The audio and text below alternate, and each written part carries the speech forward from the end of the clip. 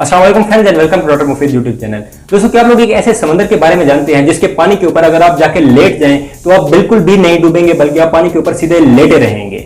जी हाँ, बिल्कुल कॉमनली अगर पानी के ऊपर लेटने की बात की जाए तो हम सोचते हैं कि सिर्फ एक्सपर्ट स्विमर्स ही, यानी कि जिनको बहुत अच्छे तरीके से स्विमिंग आती हो, वही पानी के ऊपर लेटने का टेक्ट जानते हैं। लेकिन ये समंदर जिसकी बात मैं कर रहा हूँ, इसके ऊपर अगर आप जाके लेट जाएं और आपको 0% भी स्विमिंग नहीं आती तो आप बिल्कुल भी नहीं डूबेंगे। आप इस समंदर में डूब ही नहीं सकते, बल्कि आपको आराम से उसके ऊपर लेटे रहेंगे। अपने इंटरनेट पर भी अक्सर ऐसी पिक्चर देखे होंगे कि कोई शख्स समंदर के पानी के ऊपर लेट के आराम से किताब पढ़ रहा है, तो वो पिक्चर्स भी इसी सी की होती हैं। तो दोस्तों, बात हो रही है डेड सी की। जी हाँ, बिल्कुल डेड सी।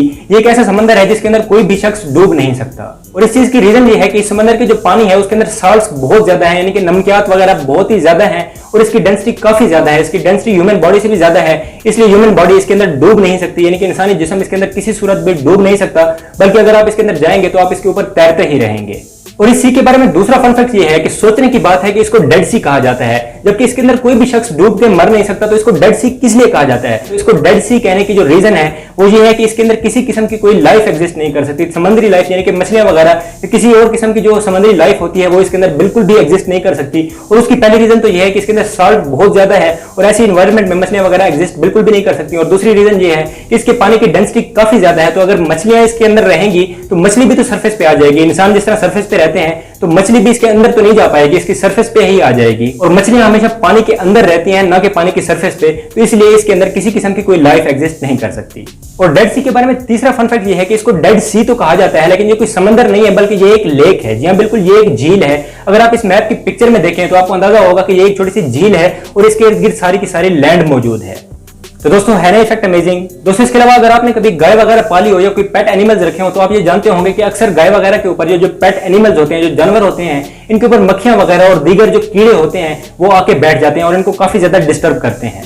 लेकिन क्या आप लोग जानते हैं कि जो जेब्रा होता है उसके ऊपर इस तरह की एक स्ट्राइपिंग पाई जाती है, एक लाइनिंग पाई जाती है, व्हाइट और ब्लैक जो लाइंस होती हैं, इन लाइंस की वजह से कहा जाता है कि इनके ऊपर किसी किस्म के कोई इंसेक्ट्स नहीं आते। अब ऐसा होने की रीजन क्या है ये तो कोई भी नहीं जानता, लेकिन साइंटिस्ट ने इस बात का एक्सपेरिमेंट जरूर किया है कि क्या एक्चुअल में यही लाइनिंग इस चीज की वजह है कि कोई इंसेक्ट इस जेब्रा के करीब नहीं आता, या जेब्रा के अंदर कोई और ऐसी खासियत पाई जाती है जिसकी वजह से इंसेक्ट इसके करीब नहीं आते। तो उन्होंने ये चीज, यही लाइनिंग काऊ के जिस्म पे बना दी, यानी कि काऊ की बॉडी के ऊपर जेब्रा की तरह की ब्लैक एंड व्हाइट लाइनिंग लगा दी। तो ये लाइनिंग पेंट करने के बाद ये चीज नोट की गई कि काऊ के जिस्म के करीब भी फ्लाइज और इंसेक्ट्स नहीं आ रहे थे। तो दोस्तों, है ना इफेक्ट अमेजिंग? दोस्तों, इसके अलावा एक बहुत ही अमेजिंग फन फैक्ट ये है कि आपने कभी ना कभी टीवी एड्स तो जरूर ही देखे होंगे, यानी कि टीवी पे जो कमर्शियल्स वगैरह आते हैं वो तो जरूर ही देखे होंगे। और इन कमर्शियल्स की वजह से बहुत से लोग काफी ज्यादा तंग भी होते हैं। और इसकी रीजन ये होती है कि जब भी आप अपनी फेवरेट चीज देख रहे होते हैं, अपना फेवरेट ड्रामा या शो देख रहे होते हैं, तो ये बीच में आके आपको डिस्टर्ब कर देते हैं। लेकिन क्या आप लोग जानते हैं कि दुनिया का जो सबसे लॉन्गेस्ट टीवी कमर्शियल था, यानी कि सबसे लॉन्गेस्ट जो टीवी एड था वो कौन सा था?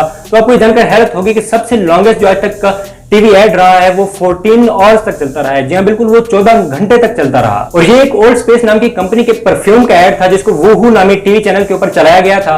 और इस एड को सुबह 6 बजे से लेकर रात 8 तक मुसलसल चलाया गया था।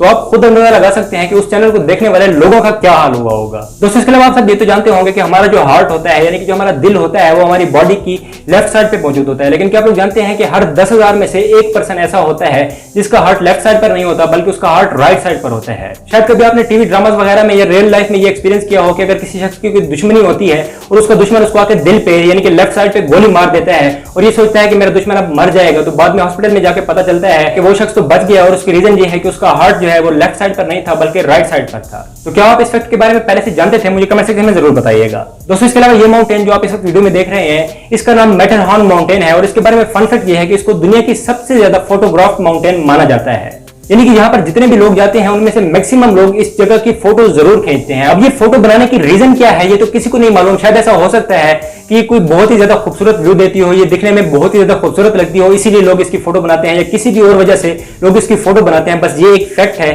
कि जो भी लोग यहाँ पर जाते हैं इसकी फोटो जरूर ही बनाते हैं। दोस्तों, इसके अलावा चिकन, यानी कि मुर्गियां तो आप सबने लाइफ में जरूर ही कहीं ना कहीं देखी होंगी। लेकिन क्या आप लोग जानते हैं कि चिकन की एक ब्रीड होती है जिसको जर्सी जायंट कहा जाता है। और इसके बारे में फन फैक्ट ये है कि ये ब्रीड बहुत ही बड़ी होती है। जी बिल्कुल, आप पिक्चर में देख के अंदाजा लगा सकते हैं कि ये ब्रीड कितनी बड़ी होती है, एक बकरी जितनी चिकन। दोस्तों, इसके अलावा एक बहुत ही अमेजिंग फन फैक्ट ये है कि वियतनाम के अंदर एक ब्रिज है जिसको गोल्डन ब्रिज के नाम से जाना जाता है। और इस ब्रिज के बारे में बहुत ही इंटरेस्टिंग फैक्ट ये है कि जब आप इस ब्रिज को देखते हैं तो आपको लगता है कि किसी शख्स ने 2 हाथों के अंदर इस ब्रिज को उठा रखा है, इसको होल्ड करके रखा है। और ये चीज इस ब्रिज को बहुत ही खूबसूरत और बहुत ही यूनिक सा एक लुक देती है।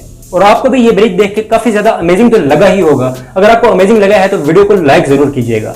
दोस्तों इसके अलावा लाइफ में कभी ना कभी आपने एफएल टावर तो जरूर ही देखा होगा। अगर आपने लाइव ना भी देखा हो तो इंटरनेट पे या किसी भी पिक्चर में आपने इसको जरूर ही देखा होगा, लेकिन आपको इसको साइड का व्यू तो देखा होगा, यानी कि बाहर से ये कैसा दिखता है ये तो आपने जरूर ही देखा होगा। लेकिन क्या आप लोग जानते हैं कि अगर आप इसके नीचे जाके ऊपर की तरफ देखें तो किस तरह का व्यू आएगा? तो ये पिक्चर जो आप इस वीडियो में देख रहे हैं ये इसका नीचे की तरफ ठहर के ऊपर का व्यू है, यानी कि अगर आप इसके नीचे ठहर के ऊपर की तरफ देखें तो आपको कुछ इस तरह का व्यू देखने को मिलेगा।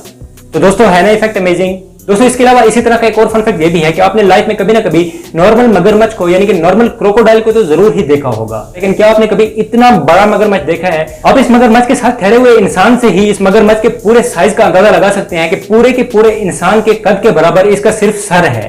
और आपको ये जानकर हैरत होगी कि पुराने जमाने में इस तरह के बड़े बड़े मगरमच्छ पाए जाते थे और इनको पूरोसारस कहा जाता था। तो क्या आप लोग ये जानते थे कि पुराने जमाने में इतने बड़े मगरमच्छ भी पाए जाते थे?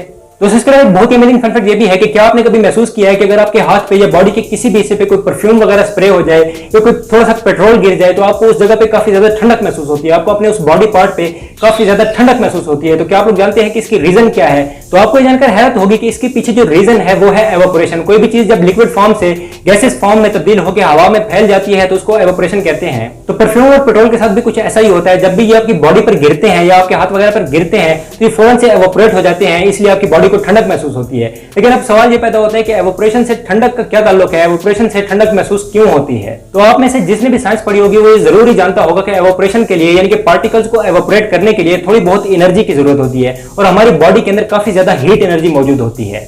यानी कि अगर आप अपनी बॉडी को अभी भी हाथ लगाएं तो आपकी बॉडी के अंदर थोड़ी बहुत हीट होती है, यानी कि आपकी बॉडी थोड़ी थोड़ी गर्म महसूस होती है। तो वो जो परफ्यूम के पेट्रोल के पार्टिकल्स होते हैं वो आपकी बॉडी की इसी हीट एनर्जी को ऑब्जॉर्व कर लेते हैं, यानी कि अपने अंदर जज्ब कर लेते हैं और इसी एनर्जी की मदद से एवापोरेट कर जाते हैं। तो आपकी बॉडी का जो वो हिस्सा होता है वो ठंडा पड़ जाता है। तो दोस्तों क्या आप ये फैक्ट पहले से जानते थे? मुझे कमेंट सेक्शन में जरूर बताइएगा। सो फ्रेंड्स आज के लिए बस इतना ही। मुझे उम्मीद है कि आपको ये वीडियो पसंद आई होगी। अगर आपको वीडियो पसंद आई हो तो वीडियो को लाइक कीजिएगा, दोस्तों के साथ शेयर कीजिएगा और मुझे कमेंट सेक्शन में जरूर बताइएगा कि आपको कौन सा फन फैक्ट सबसे ज्यादा अमेजिंग लगा। अपना बहुत सा ख्याल रखिएगा। मैं मिलूंगा आपसे एक नेक्स्ट वीडियो में एक नेक्स्ट टॉपिक के साथ। तब तक के लिए मुझे दीजिए इजाजत। अल्लाह हाफिज।